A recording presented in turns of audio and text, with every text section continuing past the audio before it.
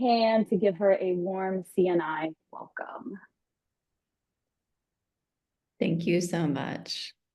So I can share, right? I can share. Okay. And can you all see my screen? Perfect. Okay. I want to say one quick thing before we get started, because I realized many of you are doing lesson planning, and one of the things that I've done locally with high school teachers is develop not only lesson plans for neuroscience, but also small lab practicums. And so if that's something that you all have in the back of your mind at some point, that's a really exciting opportunity to think about, what little piece could be brought into your classrooms, either down the road or if you're already working in a classroom sooner than later. And those have been for elementary school age or middle school or high school. So there's different sorts of things we could do at each of those ages. But let's get started. So I changed my talk title a tiny bit, and it is now Neurons and Glia, How Children's Brains Develop, Make Connections, and Transmit Information. And with that, I would like to fiddle a tiny bit with being able to make my screen sharing smaller so I can see everything that's going on. So what I've got a picture of today to start us all with is just to think about development from, let's say, birth to age 25. And what you can see here is that we're looking at how plasticity changes. And when we say plasticity, we mean neural plasticity, changes in neurons and glia in the brain. And we peak very early with our sensory plasticity, then our motor and our language, and our higher cognition takes a lot longer. And a big part of this plasticity is that not only are we modifying synapses, not only are we refining those synapses, but we're also myelinating a lot of these circuits. And I'm going to talk a lot more about that today, but just to sort of introduce that idea. But first, let's take a step back and begin in the beginning, which is when the brain is developing. The first thing that has to happen is that all of the cells of the brain have to divide. We make lots and lots and lots of cells, and these cells actually at first aren't specified to be any type of cell in the brain. They start to develop their mature characteristics and become neurons and glia. And then there's quite a deal of this push-pull between survival and death. So some of the cells grow, extend, make processes, make synapses. Quite a few of them die under the course of normal development. This happens particularly during the same moment of proliferation and differentiation. So we've got this kind of back and forth where we're building up all the cells in the brain, but we're also refining the cells that we're going to keep and ultimately use. We make way more cells than we need. And what is happening during this time, in particular, I'm going to focus a little bit on the forebrain, the cerebral cortex, and the hippocampus in particular, is that the first thing that we do is that we start expanding our pool of dividing cells. So this example is looking at the pool of dividing cells in the cortex. And you can see that initially we start to make some cells that then begin to migrate or leave where they were born. And make up the layers of the cortex. And that formation of the cortical layers happens gradually. In humans, it happens late in gestation. And you can see that there's actually this interesting thing going on, which is that at first we just start making neural cells, cells that could become any type of cell in the brain. And then we start making neurons. And then we start making glial cells. And I'm going to talk more about glial cells in just a moment. But by birth, we've already got our layers of our cortex, but you can see that we don't really have a lot of the mature things that we think about in the brain, synapses, connectivity yet. We're kind of in this early state. And so if we think about this, these stages are animal stages, but this is true in humans as well. We go from this very thin cortex to a cortex that has a lot of cells, but actually not a lot of connections. And then to a cortex that starts to have a lot of processes as well as connections.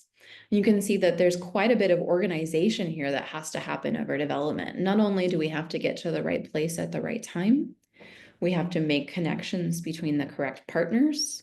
We have to differentiate into the right cell types. So there's a lot of different processes that are happening. And we think of it kind of in order of proliferation, so dividing all the cells, migrating, getting to the right place, and then differentiating or becoming the right cell type that they need to be for cortical layer 3 or for glutamatergic neurons that are going to release glutamate and be excitatory, for example.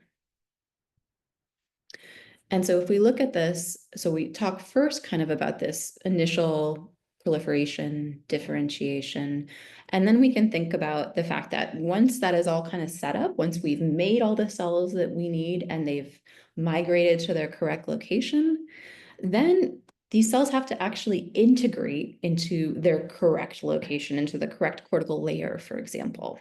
And so you can see what's happening very early in this case, in postnatal development in animals. This is actually happening at the very end of gestation in humans, is that once those cells start to get to their final destination in their particular cortical layer, they begin to make synapses with each other.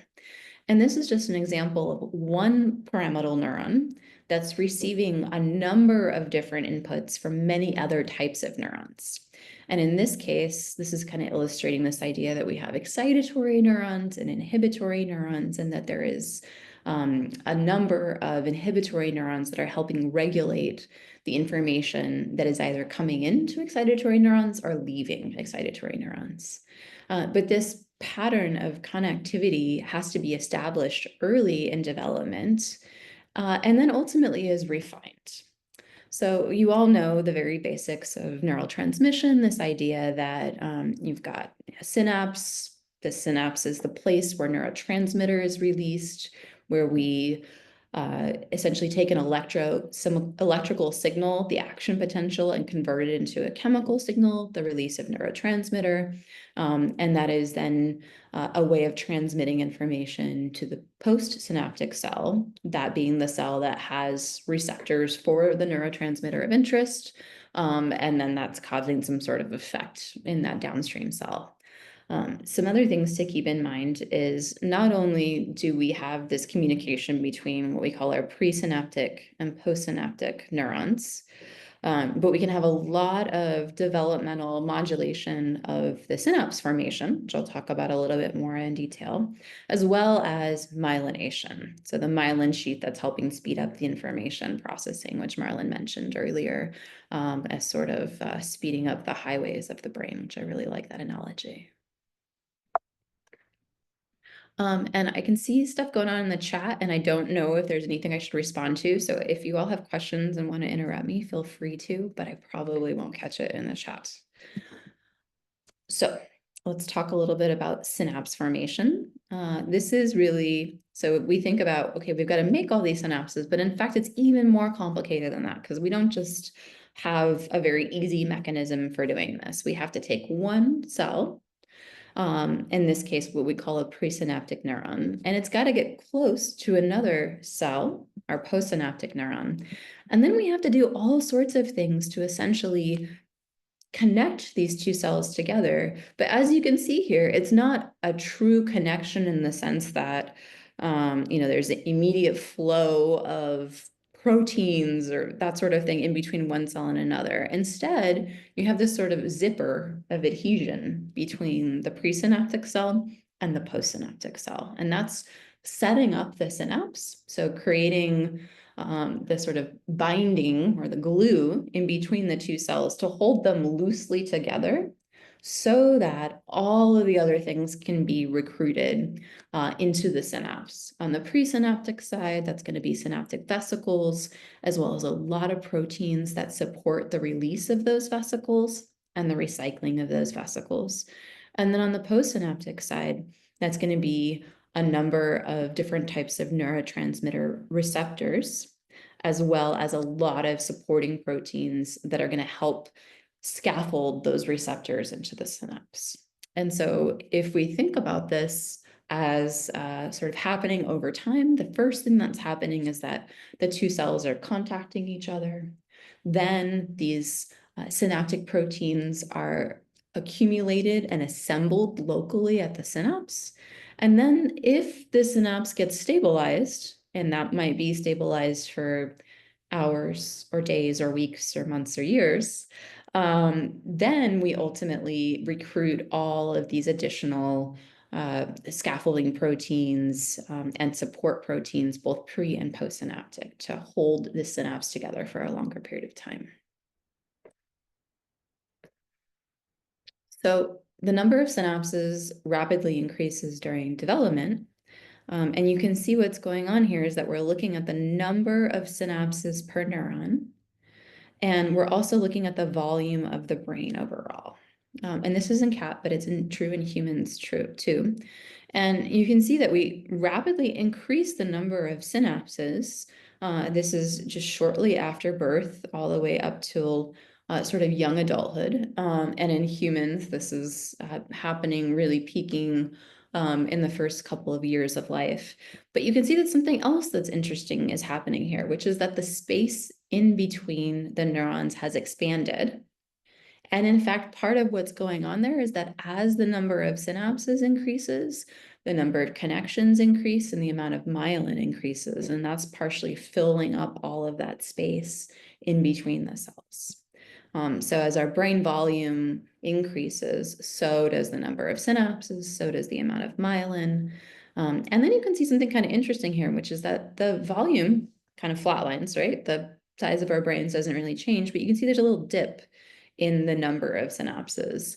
And that dip really is the synapse refinement that happens later in development for the most part into young adulthood. And so if we think about, actually, I'll stop here for just a second. We'll talk a little bit more about synapse refinement in just a second, but not only do we increase the number of synapses in development, we also modify some parts of the synapses during development. And in particular, we modify, so if we think about our synapse, that's our connection between our pre and our postsynaptic cell. But what this is sort of showing you is the dendrite side of things. And I realize I should have had a really nice picture of a whole cell so that we could look at this. So if we're looking at this whole neuron here and looking at this presynaptic bouton, we can see that this postsynaptic cell is sort of just hanging out here without any context to it. But in fact, that part of the cell is the dendrite. And the dendrite has many different types of processes on the end of it, and we call these spines.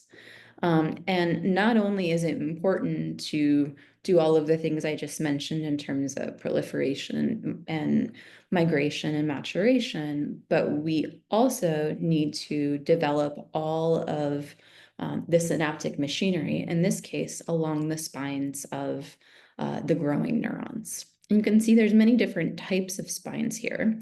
And if we look across development, there's actually a refinement of those spines and something called pruning. And so this is this idea that not only are we going to make more synapses, but we're going to remove some of the ones that we don't need. We're going to prune spines that are not actually being used, or perhaps are even redundant. And then throughout life, there's going to be some maintenance, some turnover. And that spine turnover is really something you can think about in the context of this is happening all the time at kind of a low basal level, but also happening more when you're learning new things. But the real peak of this is happening early in adolescence and kind of finishing up in young adulthood. And so that's, of course, our one of our peak times of teaching and learning, and an opportunity, I would say, for us to be able to really change not only what children are exposed to, but also the types of tools that we use to teach them. Okay. So part of plasticity is, yes, we're making more synapses, we are making more dendrites, we're refining those synapses.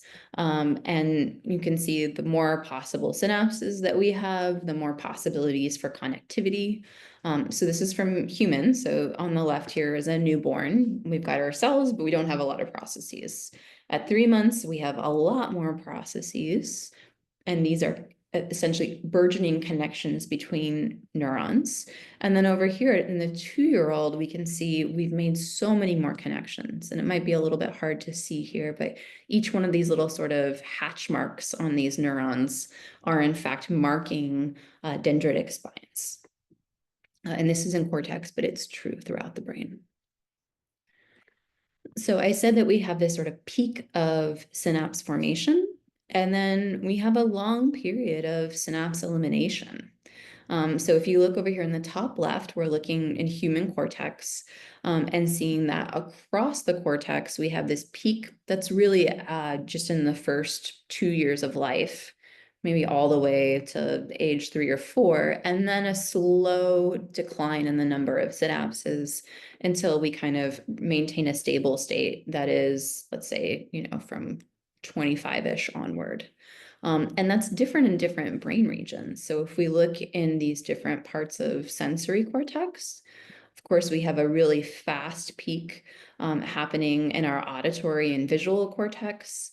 But something else is happening here, which is that our prefrontal cortex, of course, the area that we know is important for executive functioning and planning and all of the decision making that we know adolescents take a bit longer to master. All of that refinement is actually happening much later. And so if we look just breaking down what's happening in the prefrontal cortex, we've got this peak in spine density and then this very slow, long decrease, which is our synapse elimination. That's really important for refining all of our synapses and getting to a place where our prefrontal cortex is making reasonable decisions and it has full executive functioning.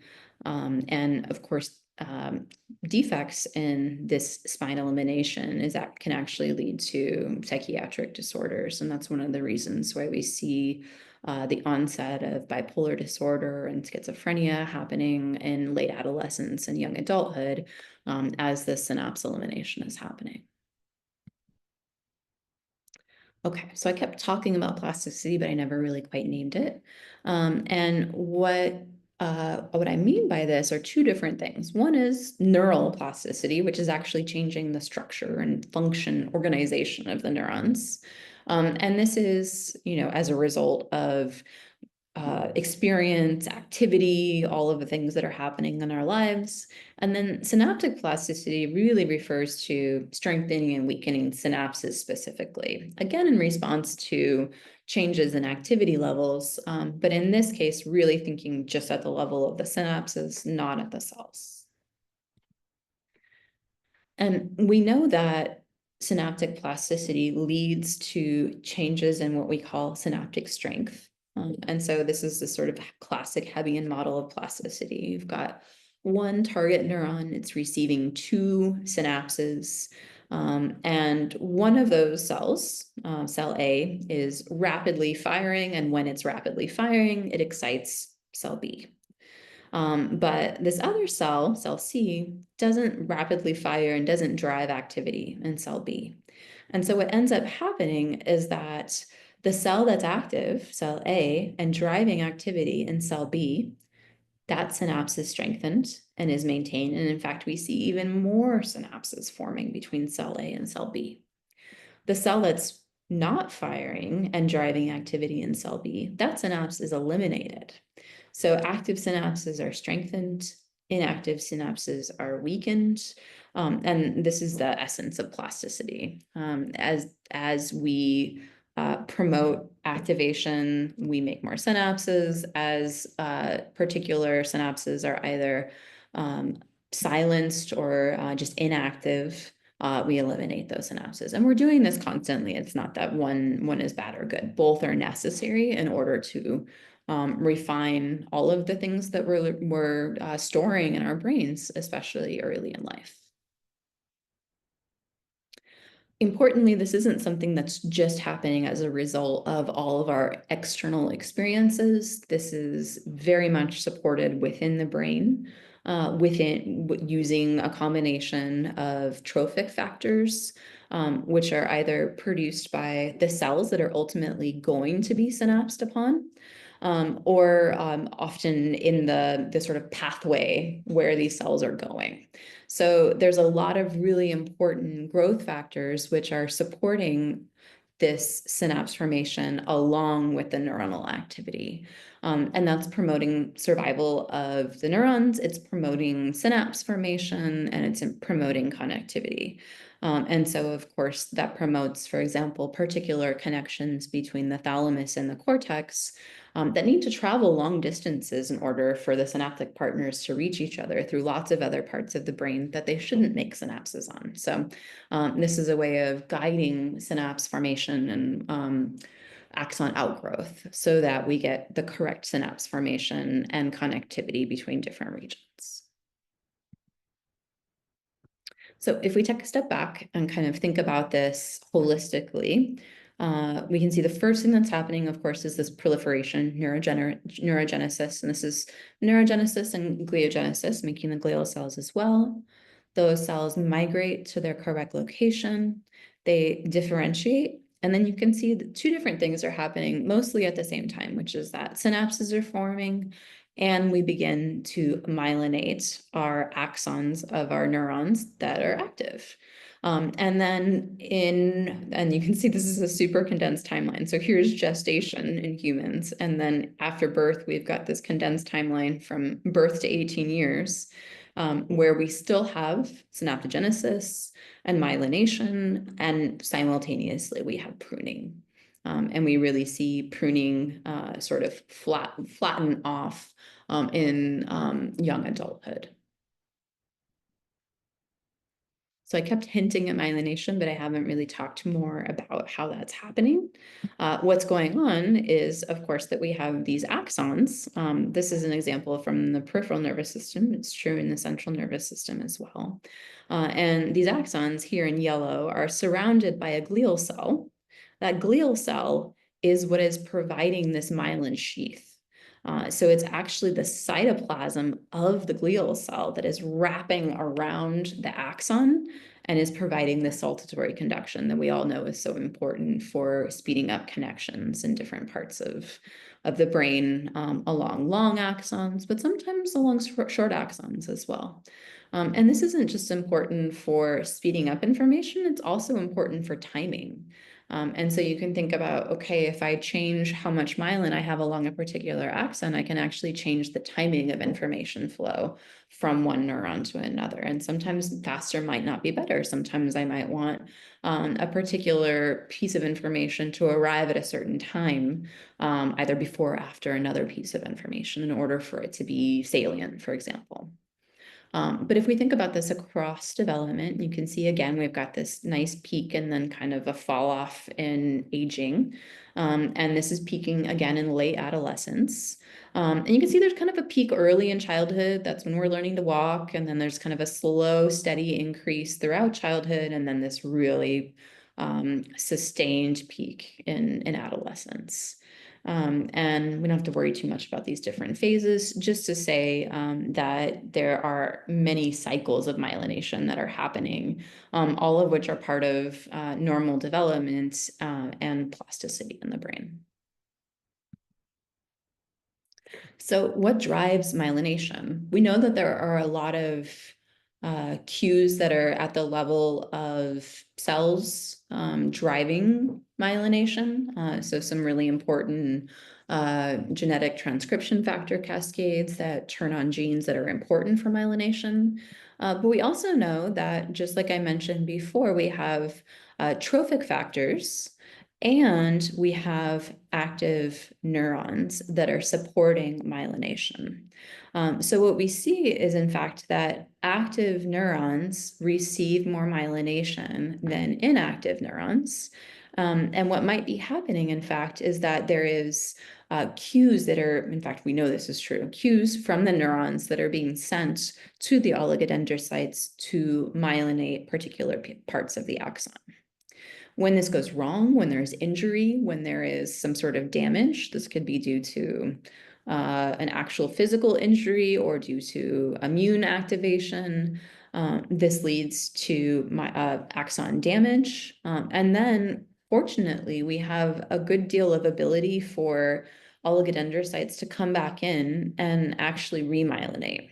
The challenge, of course, is that we get all sorts of other things happening too. We've got debris, we've got reactive glial cells and scarring that can happen, but there's also an opportunity for some healing as well and some remyelination after injury. And that's a huge area of research right now. Okay, so I'm going to talk a little bit about some of the research from my lab, and we'll see how far we get. I have a couple of stories in here, but we might not talk about all of it. So we know that oligodendrocytes preferentially myelinate active neurons. And so this is a diagram where we're looking at a green active neuron and a red inactive neuron. And this is my favorite glial cell. It's called an oligodendrocyte. And when it's not yet mature, we call it an OPC, an oligodendrocyte precursor cell. And I'll try and keep mentioning what this cell is over and over again, but basically these cells are present in your brain throughout your life. And they are the cells that are ultimately have the ability to differentiate into a myelinating oligodendrocyte. So you can see that this progenitor cell is actually receiving a synapse from this neuron, and that this neuron is active, and it's through its activity sending information to the oligodendrocyte that seems to be important for it to mature. This other neuron that's not active, even though the oligodendrocyte is contacting this axon, and we see it's actually making this contact around the axon, we end up not stabilizing very much of the myelin in inactive neurons, and instead, we stabilize myelin at active neurons. All this to say that this isn't just important for making myelin, it's also important for making the oligodendrocyte into a mature functioning oligodendrocyte, so for maturation. And so we were really interested in my lab in thinking about this in the context of the role of activity in development and whether or not activity actually was instructive for myelination. And so one of the first things that we looked at, and this is a rather complicated experiment, but I'll just kind of go over the big picture, is we had a pharmacological tool where we could increase activity locally in the brain, in the hippocampus. And we could do this in a fashion where we could do this every day for roughly about a week. After this short-term increase in activity, we then had a way of marking the cells in the brain, in this case using a thymidine analog that allows us to label all dividing cells, as well as some specific protein markers to look at oligodendrocytes in particularly. And that's what this OLIG2 green label is here. And so these two different pharmacological tools that we have, one is a receptor, it's a G protein coupled receptor that when it binds its ligand, clozapine, causes a decrease in activity, and that's the inhibitory DI.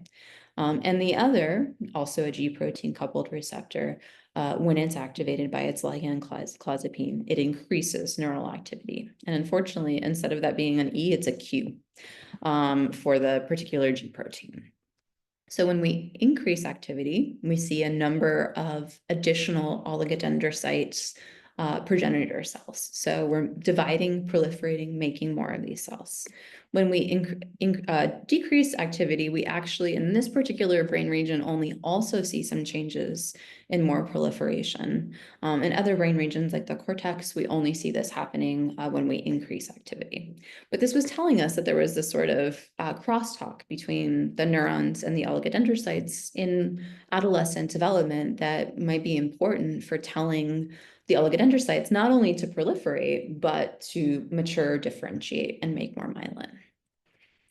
And this is a whole much larger story, but I decided to skip over it because I presented a lot of it last year and I wanted to talk more about a different story, which is, so to wrap up this one, we also looked at connectivity, we also looked at myelination, and we found that when we increased neuronal activity, we also could increase myelination. And the way that we do this is using a very fancy approach where we actually look at the retardance of light.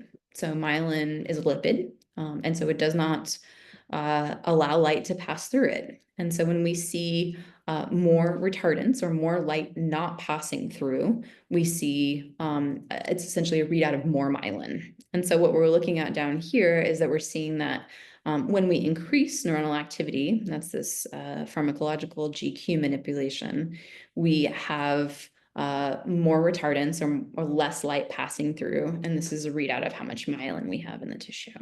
And this is in comparison to a saline control where we're not giving the drug that activates this receptor. So all this to say that we can show that in adolescent development, increasing activity is able to increase myelination. And this is a much larger story where we looked at all different sorts of pieces in this, and we saw that there was an increase in excitatory synapses between neurons and OPCs and increased myelination and OPC activation. And all of this suggested that this was a really important signal from the neurons to the oligodendrocytes to help those oligodendrocytes differentiate and mature and myelinate.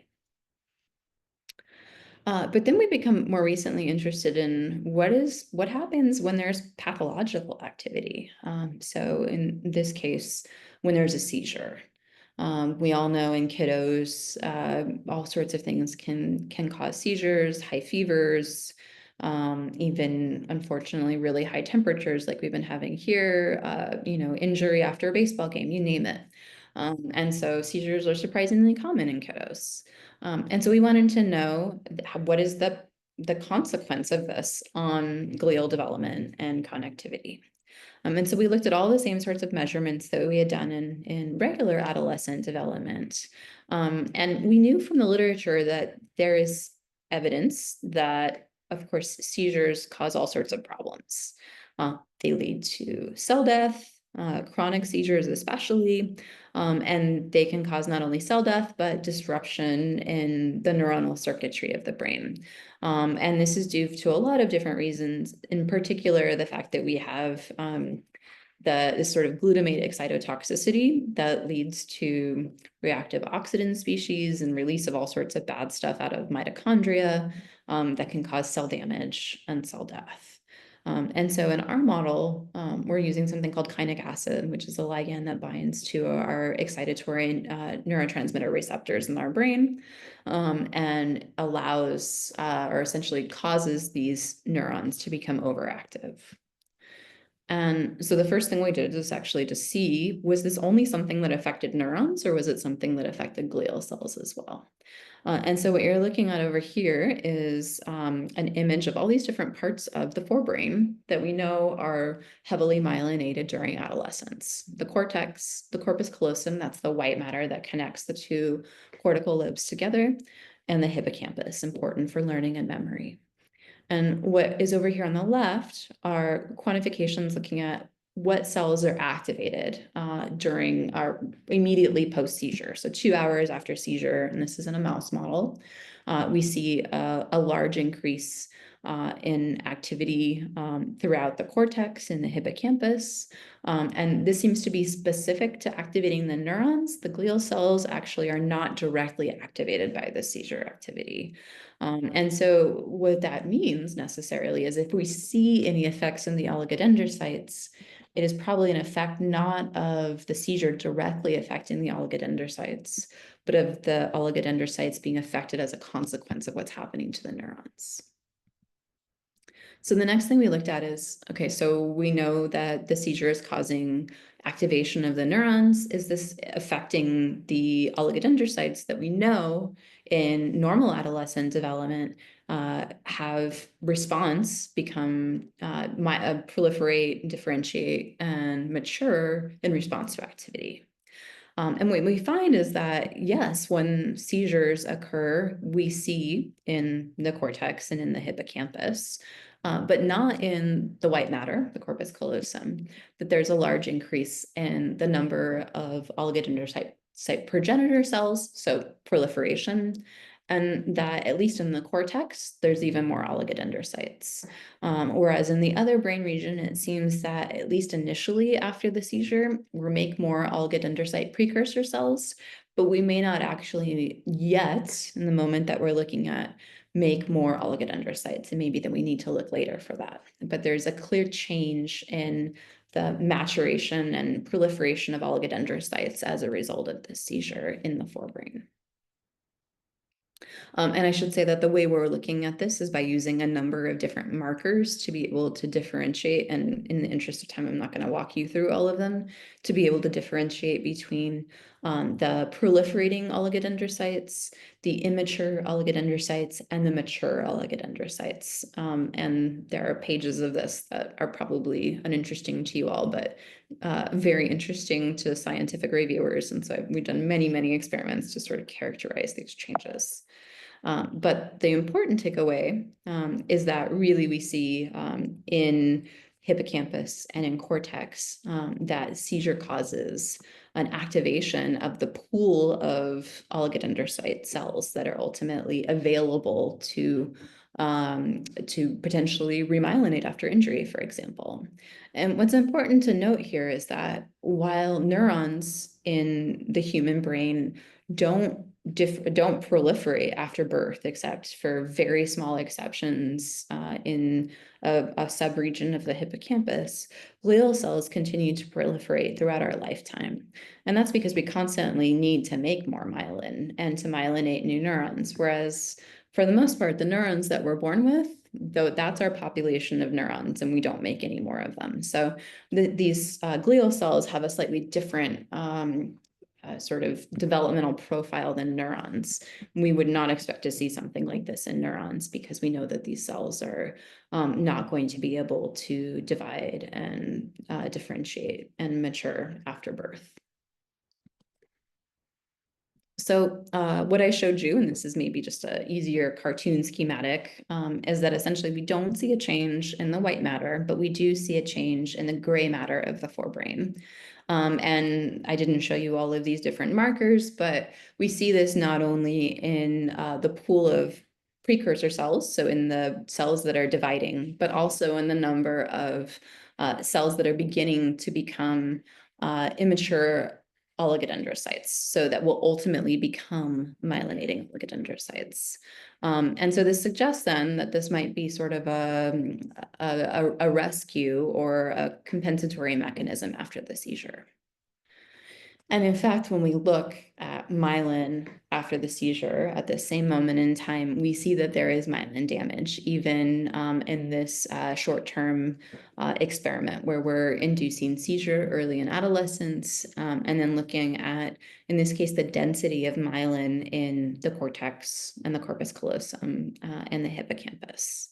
And we see that in all three brain regions, not in the dentate, but so a subregion of the hippocampus. We see a loss of myelin in all three regions that we examine. We also look at a marker to show how much demyelination is happening. So we can label myelin, but we can also label a particular protein that marks all of the axons of neurons. And we can look at how much we see essentially like damaged axons that are releasing pieces of myelin. And so this marker you can see over here on the left side is like very, very, very low kind of diffuse labeling. But over on the right side, we see a lot more labeling. All of these little squiggles here are indicative of a damaged axon. And so we see that there's a lot more of this marker called QD9, which is a measure of demyelination. It's present in cortex, it's present in the white matter, and it's present in the hippocampus as well. So less myelin, more demyelination, and we also see more cell death. So if we look at across all the different brain regions examined, cortex, white matter, corpus callosum, hippocampus, there is an increase across the board in the number of cell oligodendrocyte lineage cells that are dying. And so this is just comparing a marker for cell death. This is an enzyme that cuts up parts of the proteins inside of cells during cell death called caspase.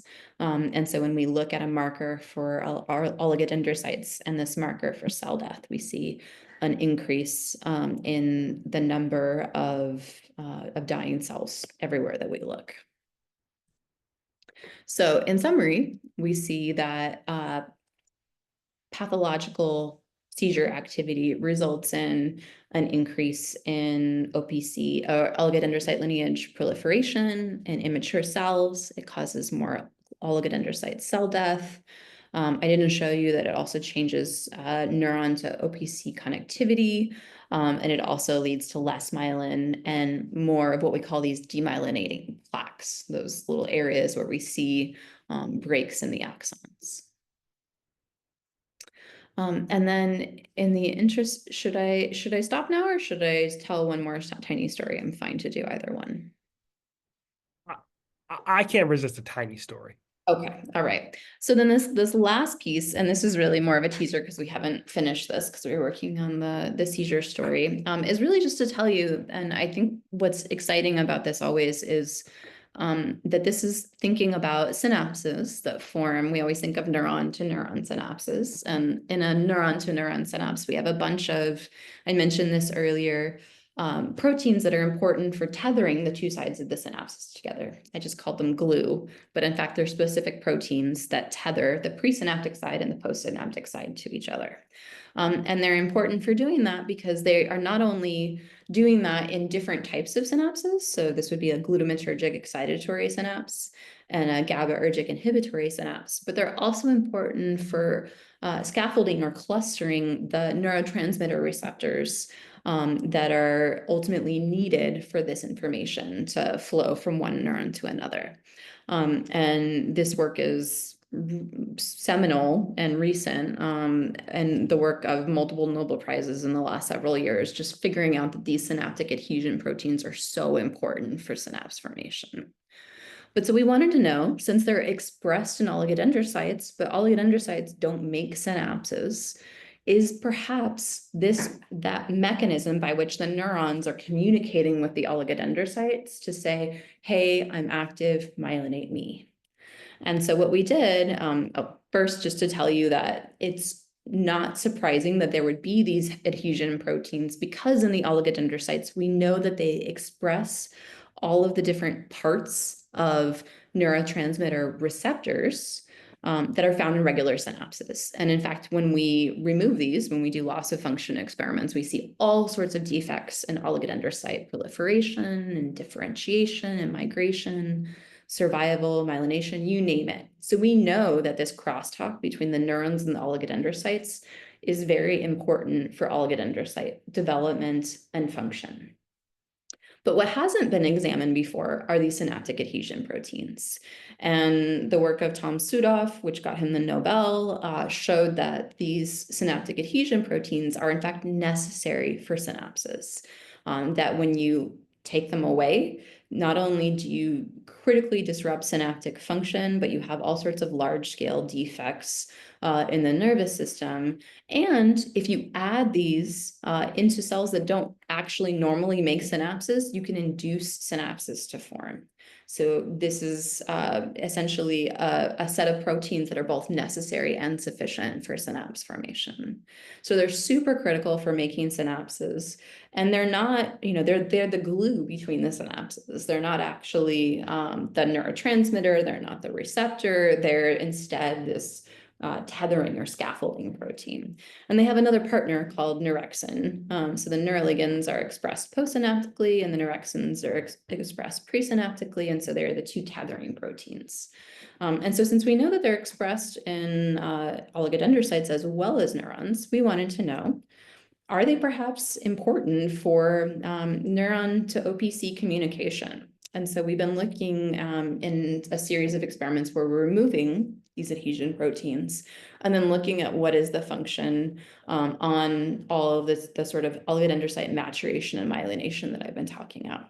And all this genetic stuff is just to tell you that we only remove the neuroligand from the oligodendrocyte, not any other part of the nervous system. And that's really important because when you remove all of these from the entire nervous system, it's actually a lethal experiment because these proteins are so important for synaptic function. And this is all just some approaches to be able to look at changes in particular genes that are expressed in oligodendrocytes. So this is looking at what mRNA is made and ultimately sort of a readout of changes in gene expression in the oligodendrocytes after we knock out this really important synaptic adhesion protein. And there's a lot of detail in here, but what I can tell you in summary is that when we mine all of these data, when we go in and look at individual changes in gene expression, we find a ton of the genes that are important for synapse formation, oligodendrocyte maturation, and myelination after we remove these neuroligand proteins. And so that tells us that there must be some important function of this neuron to OPC synapse that is in fact helping the oligodendrocytes know to mature and differentiate and myelinate, or that suggests to us, let's say. And then this is one of the experiments that we routinely do, super detailed. I'm not going to go over the whole thing, but basically it's a way of using a virus to map connections between two different cells via their synapses. And so we can put in a very modified deletion mutant rabies virus that's able to spread from our oligodendrocyte cells back to the neurons. And when we do this, this is sort of a way of looking at the connectivity between the neurons and the oligodendrocytes. And when we do this in our mutant animals, we see that we actually see a change in the neuron connectivity onto the oligodendrocyte cells. So this tells us that probably the detethering is actually causing a synaptic defect. And we are in the process of doing all different sorts of other analyses to look at changes in myelination, to look at changes in differentiation, and to look at changes in synaptic function using a bunch of different approaches such as electrophysiology and electron microscopy. And so perhaps if I come back another year, I can tell you more about what's going on with that story. But it's late and I've told you lots of different stories, so I'll just summarize quickly what I've talked about this evening. So I told you just a very brief story that, in fact, these synaptic adhesion proteins might be very important for oligodendrocyte development and maturation. And hopefully next time I can tell you the myelination part. I pulled that out kind of last minute.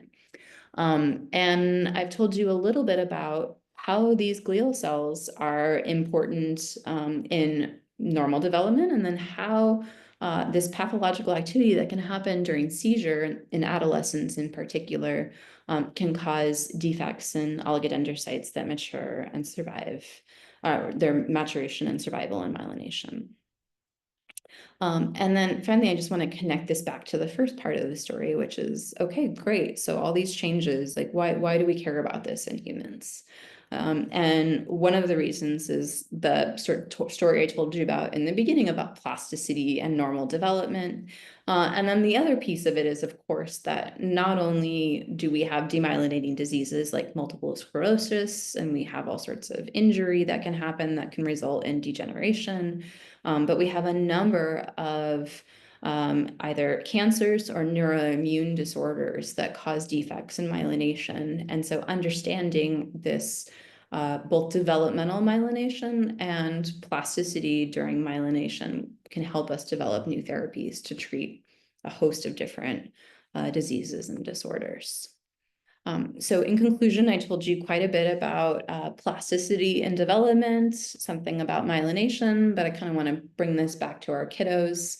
And think about, not only do we think about all of the sort of environment that we provide for our kiddos, for them to be able to learn and develop and get all of the things that they need from us, but we also want to think about sort of all the other components of their world, whether that's the nutrition that they get, whether it is the home environment that they're a part of, that are impacting all of these neurological and psychiatric and developmental programs that are happening. The kids are super plastic, they have a ton of flexibility, and so we can certainly leverage that to teach them.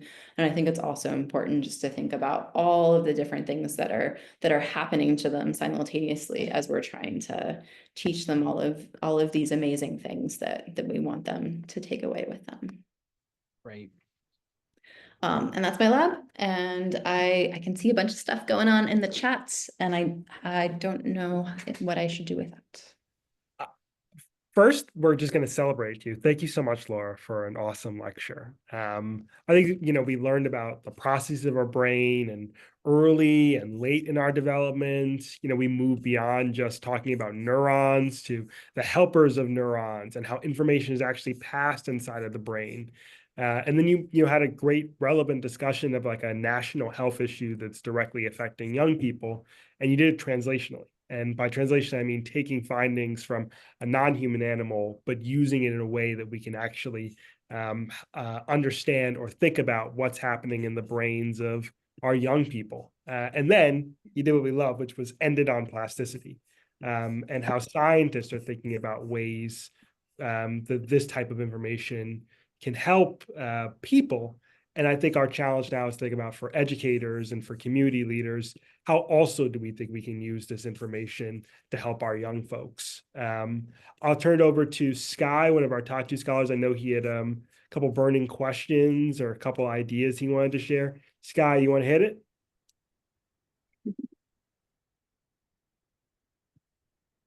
No. Hi, sorry. So my thing is a little funky, but thank you.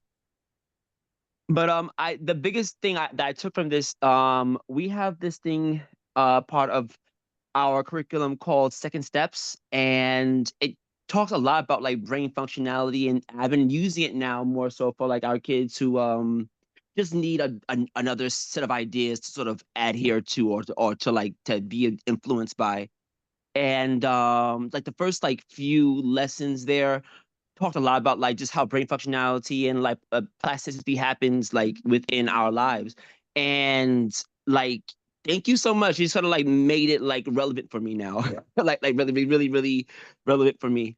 And one, I guess, burning question I have is do have one child in particular that has talked about like the medical whatever, and like even my family, we have like multiple sclerosis. Mhm. And I always say, like, is there a top 3 way of like making sure now that you're saying that it really affects the brain? Like, are there something that we can be doing as educators, or like people who have loved ones, to sort of like sort of steer the car towards recovery as far as like mental faculty and all that kind of stuff. Yes. Building up So those yeah, dendrites and stuff like. yeah, and I would talk about this in the context of multiple sclerosis or of any, I mean, you think about how many kiddos all have learning differences or just a sort of all of the different things that can go on developmentally, whether it's sort of in the medical realm or whether it's more in the psychosocial realm. And I would say the biggest thing I think about in that context is like, how can we create an environment that is less stressful?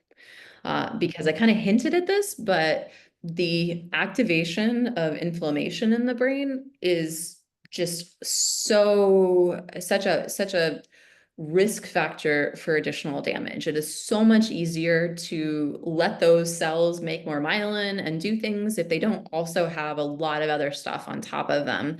Stress can cause this, inflammation, injury, and so the more you could have like multiple things going on with kiddos, super stressful at school, super stressful at home, not great nutrition, really bad sickness, and then maybe a fundamental underlying, neurological something going on. All that piled together just makes it so hard for them to learn. And so the more we can think about, okay, how are we creating an environment for them that they can, at least for a little bit of time, not have this compound stress. And you can think about this with family members who are sick, especially with MS. You see like the more someone is stressed, the worse usually their symptoms are. And they'll have sort of attacks that are often driven by whether it's physical stress or psychological stress. So yeah, I would say kind of thinking about it that way, is what is, and being really sensitive of the fact that Yes, there's stress that's happening with what's going on, locally. There's an election coming up. Like all of these things get compounded and end up in the classroom in ways that we don't necessarily recognize. And so for me, I always try to think, okay, how can I kind of create a protective space where they can, not necessarily have to tell me everything that's going on, but be able to do the best they can to be present and learn and get what they need, while recognizing that there's probably a ton of other things that are making it harder for them to fire off all those synapses and make all the connections that we want them to do. That's kind of long-winded, but. No, that's spot on. Thank you so much. No, I think that stress reflection is super key. And I love your choice of words there on the environment that we're building for kiddos. Like both social environment, the ecology around them, the learning space. There's so many ways that environment concept can be applied, and both, protecting their health and then protecting their health as a vehicle to help them learn better. Yeah, great reflection, Laura. I have put in the chat, there's so many of you who didn't want to be promoted to panelist, and that's totally fine. We'll see your smiling faces next time, but I want to encourage you to use the chat or the Q&A option quickly. We've got a couple questions already in the Q&A, or I can select some for you, or you can choose them yourself. Either way, if you have any questions, we don't have too much time left. I want to release Dr. Cocas back to her wonderful life in California, away from the rain in New York. But let's see if we can get one or two of these answered quickly, and then we'll say our thank yous. Yeah, I'll go ahead, Laura. So I was looking at the synapse elimination question. And so what's tricky here, right, is imagine you make 100 synapses and you keep 60 of them. And those 100 synapses, I like to think of it as like a baby, right? Early in development, the reason that a baby can't walk, you could put a baby on a treadmill every day forever and it would never walk. And that is because we need to do a couple of things. We need to refine some of the synapses so that we don't have so much conflicting information coming in. And we need to myelinate those synapses so the information can move quickly enough to get where they need to go.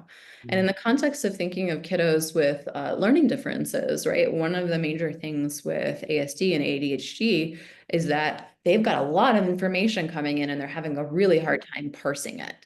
And so you could almost think about it as like, oh, wow, this kiddo is having what happens if you have too many synapses, you have too much information coming in, and it's really hard to know where to focus.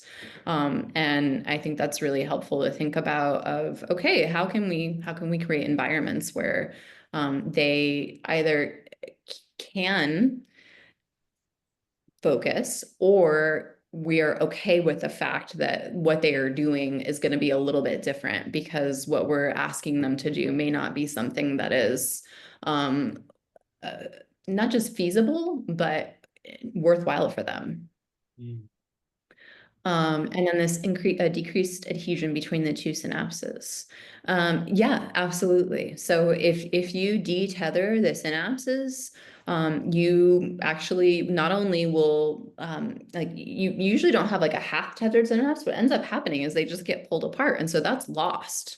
And so that happens in normal synapse elimination. But one of the reasons, so I didn't mention this, but both neuroligands and neurexins are implicated in ASD and schizophrenia, and a lot of developmental disorders that are essentially disorders that have connectivity elements to them. And so the idea is that there is not necessarily an entirely loss of synapses, but a what's the word I'm looking for? Like misconnectivity that's happening as a result of these synaptic proteins not being in the right place at the right time.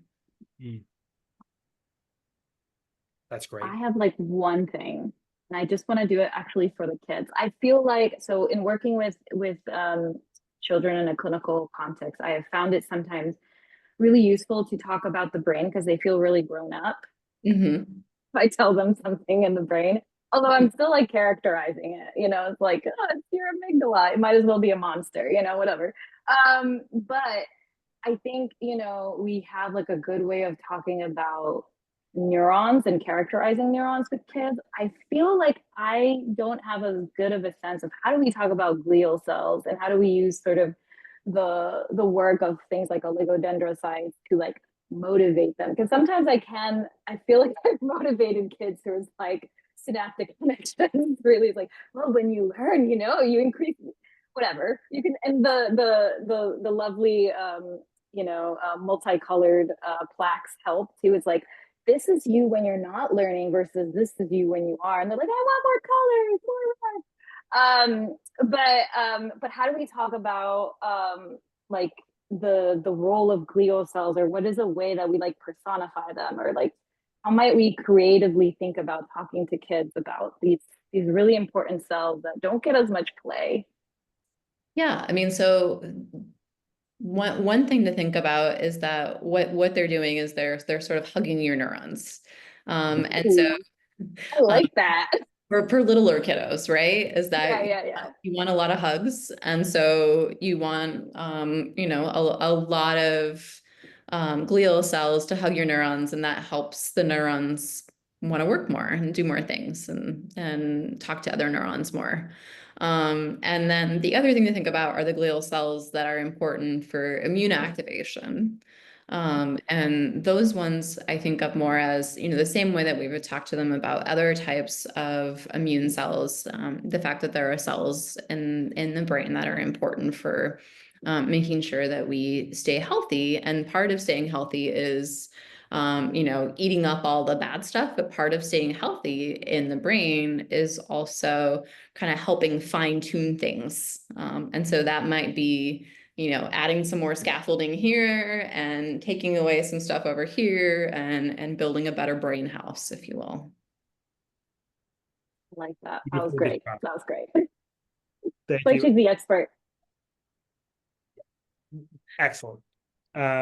Thank you, as always, CNI bestie, Dr. Laura Cocas, assistant professor at Santa Clara University. The next step with this is that we're going to coordinate a focus group session with Dr. Cocas and our Talk To You scholars to be able to meet, in a smaller group setting and just talk more.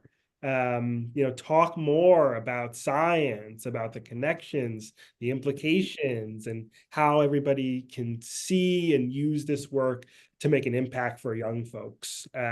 So really appreciate you all joining us for our first Community Neuroscience Initiative lecture. Our next lecture, just to announce it, should be on November 20th, and this one's going to be neurodiversity, led by Dr. Caroline Richter, from at the University of Alabama, Birmingham. We're going to be following up and sending details from there. And we also should be following up and sending the recording for this lecture in case you want to share it with your friends, your loved ones, the kids in your life, to have a discussion about glial cells and all the hugs they should be giving your neurons. I love it. With that, everybody, we thank you so much, and we hope that you have a wonderful Wednesday. Yeah. Thank you for having me. Good night, everyone. Good night. Bye. Thank you so much. Thank you, Sky.